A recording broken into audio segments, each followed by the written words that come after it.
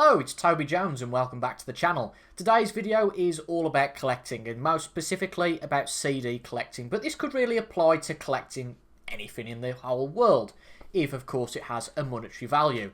And what I mean by that question is, let's take CD collecting and let's take a band like the Scorpions, for instance, that I have all their CDs and I bought them all in one Joblot, which was great for me, and I'll talk about that a little bit later. That's kind of like a side pronged attack, if you like. Two-pronged attack this video is the bargains aspect and the bonus content aspect. But to touch on the bargains first, what I mean by that is, does it bother you whether that collection costs you £50, £100, £150? I'm fairly sure everybody would like to get it cheap, but does it bother you that much? Are you in a position where you're forced to only have a budget of £50 to spend, therefore you can only spend that? Or are you somebody like me who's in a fortunate position that I've got a fair amount of money that I can spend on this hobby if I like, but I still, and anybody who knows me knows I'm a tightwad with my money, every penny counts, but whatever situation you're in, does it bother you? Is it part of your buying decision that something is a bargain? And something inspired this video, a couple of things inspired this video, but one thing for certain that inspired it is something I'm going to show you now. And that is Kiefer Sutherland's 2019 album, Reckless and Me. This is an album that I reviewed on the channel. It's a good album, and last year, pretty much a year to the day actually, I went to see Kiefer Sutherland with my good friend Joe, Captain Goodspeed on YouTube, go and see Kiefer play live at the O2 Apollo in Manchester.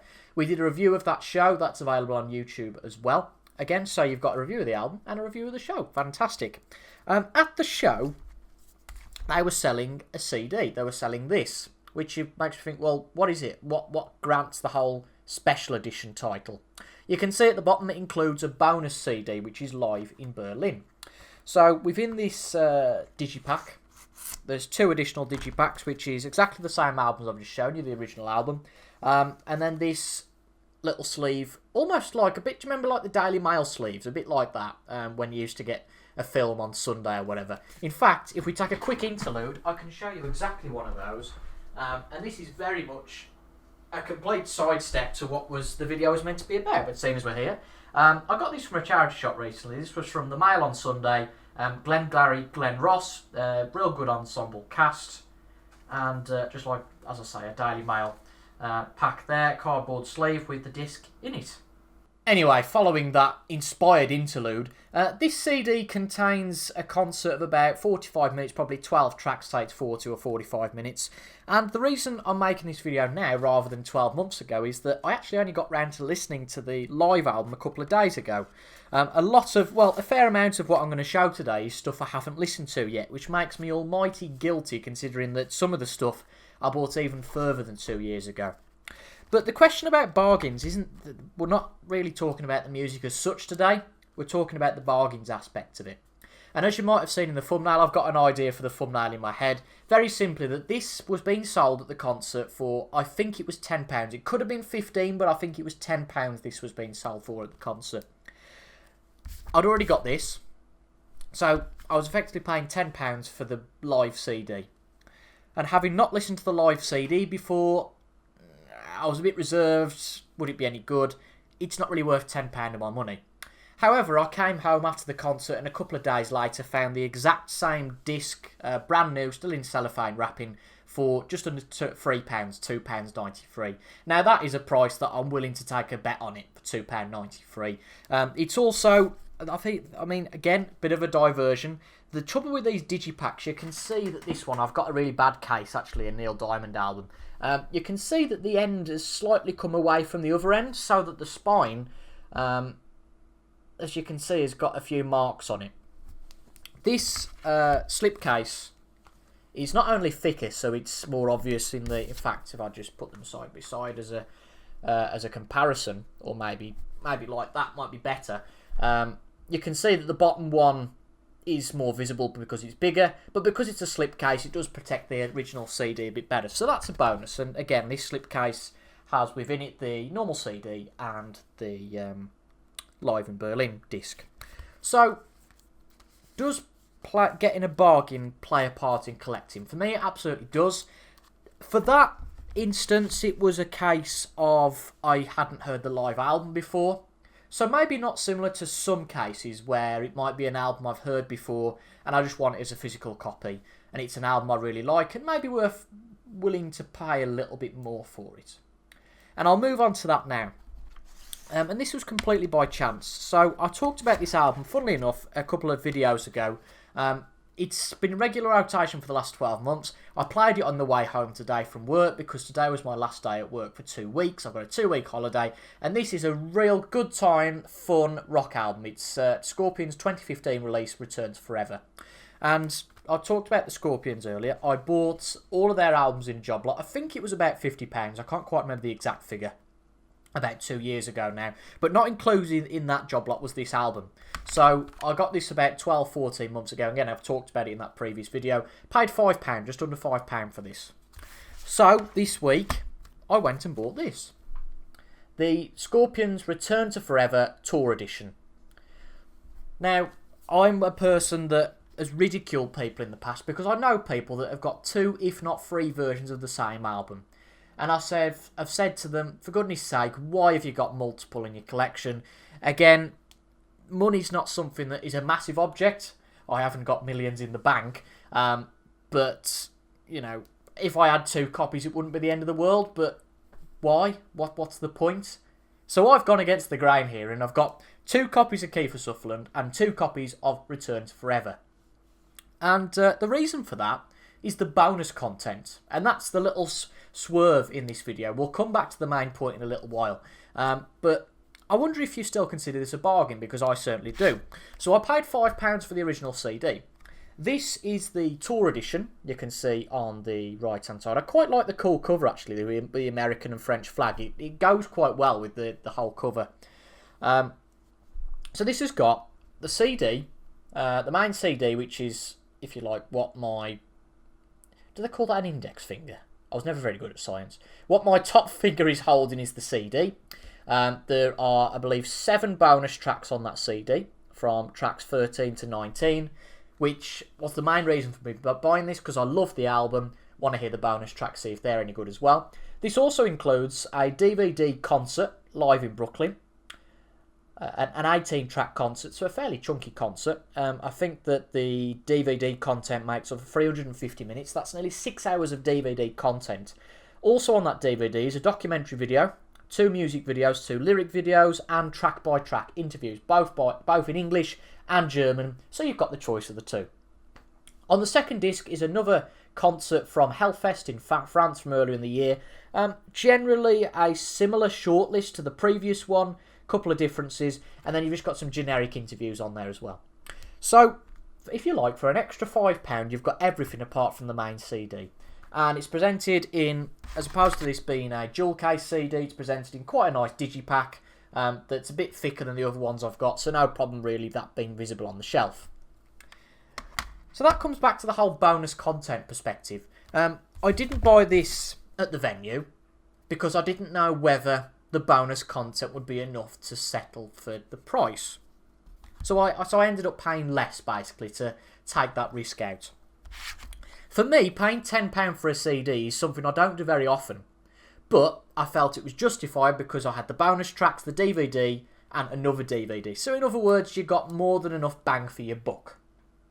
So that's just an interesting discussion point. That is bonus tracks, DVDs. Is that enough? Does this play into the buying decision for you? Now, when a new album comes out, I don't buy new albums very often, but they would typically be presented as a normal edition and a deluxe edition like this. I would always go for this one, because am I really bothered about the bonus tracks in the main? No, I'm not, because generally it tends to be demos and unreleased tracks, and my motif is always, if you didn't make it onto the album, clearly it's not good enough. But I've heard good things about the bonus tracks here, so really it was word of mouth that convinced me to buy it. So it's not an instinctive decision, if you like, that I made there. It was more of an informed decision, if you like, instead. And what I'm also probably going to do with these DVDs as well, if I play them and quite like them, I might not rip them onto CD as such, but convert them to an MP3 format and put them on my iPod, because some of these Returns Forever tracks, don't know about you, but I get a bit fed up of tracks sometimes that are played the studio versions. I like listening to the live versions, particularly of tracks that I like, and like to hear something a little bit different from them. So the likes of We Built This House from this album, Going Out With a Bang, Rock and Roll Band. Any others that are on here? Just those three, I think. There's an acoustic medley with a couple of them on as well. Yeah, so that's something I'd quite like to do. So that's the bonus content segue done, if you like, I believe. So we're going to come on to the whole bargain idea, and this is kind of like a how to get a bargain, really. I always find that the best way to get a bargain is to buy items that are grouped together, because you're not only saving on the album, you're always saving on postage and packaging as well. So I'll give you an example here. These are 3 albums that I'd wanted for a while, and just by chance, really, I got them in a deal. They were listed together with one other random album, so I'll talk about that now. So these are the quintessential trilogy of Motorhead albums. So we have, in back to front order, we have Ace of Spades, we have Bomber, and we have Overkill. All of these I've got on vinyl, and I've also got them all on I think it was it 40th anniversary vinyl, I think it was. Again, maybe a buying decision that was quite impulsive, something I rarely do, and spent quite a lot of money on those 3 vinyls. I've said vinyls, I mean records, sorry. But yeah, so that's those 3 albums. That house also came, don't know why, but included in that was Anthrax's Among the Living. Now, not an Anthrax fan, never listened to this, but I've put it on the list to give it a listen to. Again, it came with that. So, answers on a postcard, how much were those 4 albums? £8 for the 4. £2 an album. Again, the buying decision I made earlier, would you be quite content? I want to get Overkill by Motorhead. So, are you a person that just goes onto the internet, first thing you see, whether it's £2, £5 or £10, I'll buy it. I've got it in my collection. Because I get a hell of a lot more satisfaction, A, from getting it cheap, and B, getting them with the other 2 albums as well. Because that makes it easier for me. I haven't got to then go around looking for Bomber and... did I just mention... No, I did mention Overkill. So, I don't have to go around looking for Bomber and Ace of Spades. I've got them all in my collection. The difficulty comes when you do this is when... and this is something that... I'd got a load of examples out today, but I thought, no, I can't go through them all because I'll be here for 40 minutes and everybody will be dropping off to sleep. But I have had instances with the Moody Blues, Neil Diamond, Chris Rea, and a couple of others where I've bought Joblots because it's got maybe 4 or 5 albums that I'm looking for in the collection, and it's cheap enough for me to buy and then flip the rest. But that comes back to the whole point that you end up with 2 different versions in your collection, which is like a collecting sin to me. So maybe I've done that more than I might realise or ever admit, but I'm admitting it to you guys, so just keep it to yourselves. But I did that with Motorhead. That I thought was brilliantly cheap. Again, I bought those late last year. Haven't listened to the CDs yet. I've listened to the albums, time and time again on vinyl and on iTunes, but haven't listened to the CDs as such yet. And again, all of them have got bonus content on there as well, which is something that, is as it says in the name, is a bonus. Particularly with Bomber, because the 4 tracks of the 5 on there make the... oh God, what's it called now? It was an EP, a live EP released back in the day. I can't remember what it was called. If I remember what it was called, I'll put it in the top corner there. But it was a live EP on CD, so you've got 4 tracks. Leaving Here, Stone Dead Forever, Dead Men Tell No Tales, and Too Late Live, which, as I said earlier, I also always appreciate an additional live version of a track, even if it's not on No Sleep Till Hammersmith, in the case of Motorhead. So 3 more examples of where getting things together is cheap. These are the first 5 albums from the Michael Schenker Group. So these are the 1982, I want to say 1983 releases. So you've got the first 2 releases with Gary Barden, then One Night at the Budokan, which is a live album, Assault Attack with Graham Bonnet, previously of Rainbow fame, and then Built to Destroy back with Gary Barden again. This set, again, the CDs are difficult to get. I've got all of these albums on vinyl, but see a previous video for why I changed from vinyl to CD. But don't do that before you finish watching this one. The CDs are hard to come by, and not cheap either. And this is a great little box set with all the CDs. My only gripe with this, it is used, and unfortunately you can see that the corner of the case has peeled a little bit. My only gripe with these I do quite like the way they're presented in these little mini digipacks, so it's space saver, it's great. But it only includes the disc, so there's no booklet to speak of, which is a shame. So that is one minor downside. But you know what? For the price, it's a minimalist deal, a minimalist set. So I'll take that. This cost me £20, £19.85 it cost me, so just short of £20. It was £18 plus £1.85 in post and packaging. It's a space saver over 5 CDs. If I just put, the 4 CDs, it's basically the size of one dual case CD. Space saving is not really something I'm that bothered about because I've got no space, but I'm just dealing with it now. I'm living with it and moving things around to suit. But I think that to get these 5 albums, I think you'd be looking at least £5 each, if not more. Again, would you get them all in one set? Doubtful, so you'd be paying post and packaging on top. I would say with a fair wind, you'd probably be paying double the price if you didn't buy them in this set. So I think this is the cheapest way to acquire it. And again, makes me happy. I've got a bargain. The one true thing I'm bothered about, rather than all of this fancy spants, whether it's a remaster, whether it's got bonus tracks, blah, blah, blah, blah, the main thing I'm bothered about is the music. The main thing I'm bothered about is, can I listen to the first Michael Schenker Group album? Yes, I've got it here on CD. I've got a physical product. I've got it on vinyl as well, but I prefer it on CDs here. That's my main goal in all this. If I can get it all cheap, that's probably the secondary goal. And of course, in a good working condition, but you would expect that anyway. 2 more examples. This one, again, is one I'm quite ashamed of because I bought this 2 years ago now, June 2022. And have I listened to it? Not really. I've also got, and in fact, I'll get that out because this is another relevant point for this video. And similar to the MSG point that I've just made, I'll go back to that in a minute. These are the Wooden Nickel recordings, the complete Wooden Nickel recordings by Styx, the American band Styx. These are Styx's first 4 studio albums. Quite an unusual setting because, if you like, they're the first 4 albums, but they're across 2 discs, so you get 2 albums on 1 disc, which is a little bit unnerving for me, but not really a problem. What this does it has quite a nice booklet with all of the tracks presented, so I'll show that now. You've got a bit of a write-up about Styx, which is perfect, and then I guess as your artwork you've got the blown up, what would you call that, A6 I guess, is that A6? A6 format with your track list and who was involved in the album, so that's a nice touch. That was just over £10, that set. Again, would you have got the CDs of those 4 albums for £2.50 each? No. Then I also have the Styx 5 Classic Albums set, which, again, I can't quite recall how much that was, but a similar setup to the MSG set, that you've got the 5 albums, all in minor digipacks without the booklets or anything like that. I want to say that was between £10 or £15. It wasn't expensive at all. Again, would you have got those for £3 each? No, not a chance.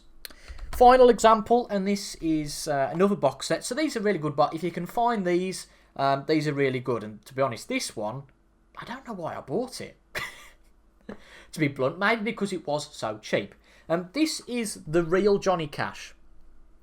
So a bit of a step change, a bit of a genre change from what I've just discussed. Now you have to be careful with these because there are a couple of these. I've got the Miles Davis one, there's an Elvis Presley one. This is a little bit different in that some of these are just pure compilations, so they're just from any album. This one's presented a little bit differently, and it's quite nice in that actually. It's a 3-disc compilation, and it's 6 of Johnny Cash's first albums. It's not, I don't think it's actually his first 6 albums, but it's certainly 6 of his first 8 or 9 collection of albums. So we've got The Fabulous Johnny Cash, Hymns from Johnny Cash, Songs of Our Soil, Ride This Train, Now There Was a Song, and Hymns from the Heart. And some bonus tracks as well. So there's 31, 57, 81, another set. There's about 90 tracks here. How much did I pay for this? £2.88. £3, if you like. Again, would you have got the 6 albums for 50p each? No. There is a bit of a shame here that obviously there are... I mean, I think the discs are quite cool and nifty, actually. They're like in their format of a 7-inch single, if you like, which is quite a nice touch. But there's no artwork for the albums or anything like that. So that's a bit of a bummer. But to be fair, I have imported these to my iTunes library So there's that to it. I've got the icons there, but you know, for that cheap, for £3, does it really matter that much?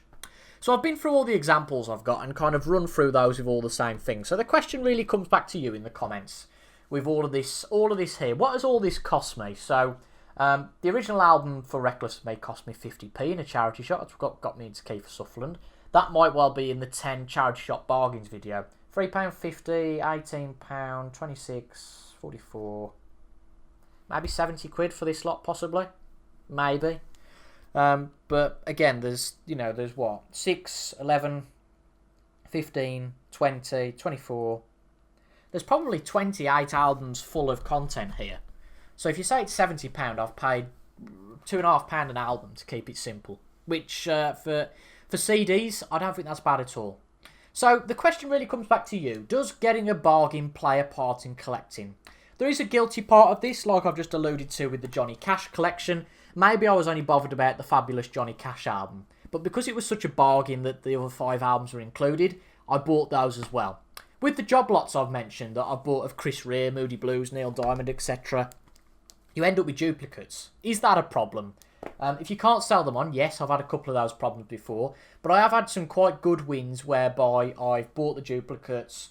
I'd already got a couple of duplicates. See, something apparently I don't do, and I definitely do, so I'm lying, aren't I? I think for Neil Diamond, or maybe it was Thin Lizzy, I can't quite remember now, but one of the bands, I'd already got 2 duplicates. It was Queen. I'd got 2 duplicates, and for another 3 or 4 were duplicates in the set. So put them all together on eBay, and somebody else got a nice bundle. Hopefully didn't do the same as me, and then had to sell them on for a 3rd time. But I think I pretty much broke even with that, whereby I sold the 6 for a similar, probably a little bit less price than I bought 10 or 12 CDs before, so that made the overall cost of the CDs less. I hope that made sense, even if you weren't a certified accountant. But this video's gone on long enough. This was just meant to be a 10 or 15 minute quick chat and quick discussion, really. I'd love to know in the comments, whatever you collect, does getting a bargain play into it? Or is it just a case of, I want this, I'm going to pay whatever it's worth? Because I know for me, it's certainly not a consideration. I will sit with something in my eBay watch list waiting for the price to go down, or I will keep it on a search result until it's a price that I'm willing to pay. Are you the same? Let me know down in the comments. Thank you for your company if you've got this far. I really appreciate it. And I'm trying to do more of these just general chat videos, because I think I've found my niche in that. I quite like sitting in front of the camera, and when I get inspired, I've got a few episode ideas I've made a note of on my iPad, just stuff that I get inspired about to talk about day by day, about CD collecting, film collecting, all that sort of thing. And if it is something you enjoy, it'd be great to hear that down in the comments. I got some really positive feedback on my last video about DVD special features, and that was really motivating for me. So your comments inspire me. If you want to leave a comment, please do, because it's all positive for me. So thank you for that. For the viewers, thank you for watching. I've been Toby Jones, and until the next time, of course, remember I've mentioned a couple of videos during this, a couple of other videos during this one, so I'm sure those will be in the end screen somewhere. Go and watch that and continue with the YouTube viewing journey. The algorithm will just love that, as will I. But until the next time, thank you for your company, and I'll see you all in the next video. Goodbye for now.